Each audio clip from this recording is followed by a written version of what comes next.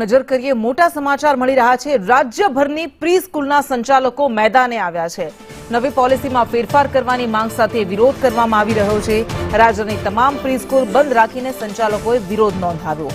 નવી pre school રજીસ્ટ્રેશનના નિયમોમાં તેઓ ફેરફાર કરવાની માંગ કરી રહ્યા છે। સીએમ અને શિક્ષણ મંત્રીને આવેદનપત્ર આપીને તેઓ ફરીથી રજૂઆત કરશે। 15 વર્ષ રજિસ્ટર્ડ લીઝ એગ્રીમેન્ટ સામે તમારી રજૂઆત છે તેવું તેમણે કહ્યું છે।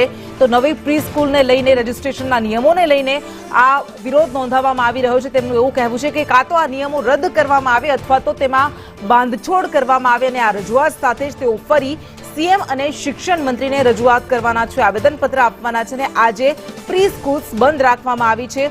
ઉલ્લેખનીય છે કે જે બે મોટા નિયમોમાં ફેરફાર નીતિ લાવવામાં આવી છે પ્રી સ્કૂલ્સ માટે અને એક નીતિ એ છે કે એજ્યુકેશન બીયુ ફરજિયાત હોવું જોઈએ અને બીજું એ છે કે 15 વર્ષનો રજિસ્ટર્ડ ભાડા કરાર હોવો જોઈએ। તેને લઈને આ વિરોધ કરવામાં આવી રહ્યો છે।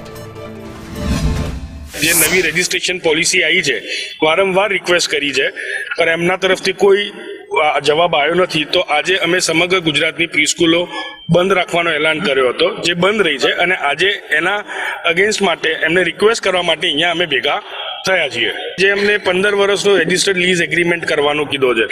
અમારી પ્રી સ્કૂલો નાની પ્રી સ્કૂલો હોય છે, ઘરની નજીક હોય છે, જે બંગલામાં યા નાની ઓફિસોમાં રેન્ટ પર ચાલતી હોય છે, બરોબર। ત્યાં કોઈ બી મકાન માલિક 15 વર્ષનો રજિસ્ટર્ડ લીઝ એગ્રીમેન્ટ આપવા માટે રેડી રહેશે નહીં। તો અમે 11 મહિનાનો સિમ્પલ ભાડા કરાર માગી રહ્યા છીએ।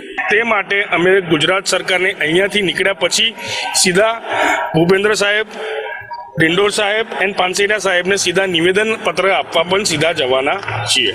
નાના બંગલાઓમાં 15 વર્ષનો રજિસ્ટર્ડ ભાડા કરાર એ અમે એટલી મોટી ઇન્ડસ્ટ્રી નથી, અમારું એટલું મોટું ટર્નઓવર નથી કે અમે એ બધું અફોર્ડ કરી શકીશું।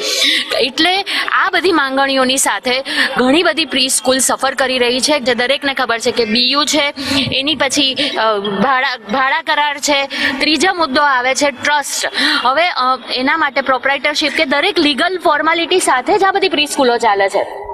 ક્યાંય પણ એવું નથી કે કોઈ ઓફિશિયલી ના ચાલતું હોય એવી કોઈ જગ્યા નથી।